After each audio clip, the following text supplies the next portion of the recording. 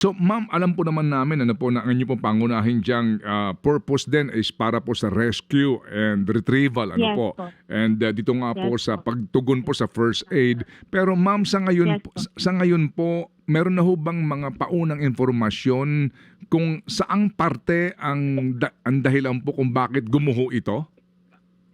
Sir, yan po ay under investigation pa po dahil hindi po natin maisabay ang investigasyon sa rescue and retrieval operation. Mhm. Magiging pangalawang pangunahing layunin pa lang po natin yan. Pagkatapos po nito, Mm. simultaneously po yung mga initial na nag-gather nating information as to the permits of this construction, this Mm. building, Mhm. kung ano po yung mga in-apply nila. So Mhm. meron na po tayong mga initial na ginather na information para po pag naging available na po yung site natin for construction or para po ma-determine natin Opo. yung cost ng kanyang pagbagsak ay available na po. Opo. Ma'am, officially po, ilang mga bahay or building o kaya po mga struktura ang nabagsakan ng guho? Maliban nga sa gumuhong ito, ilan po yung mga nadamay kumbaga po?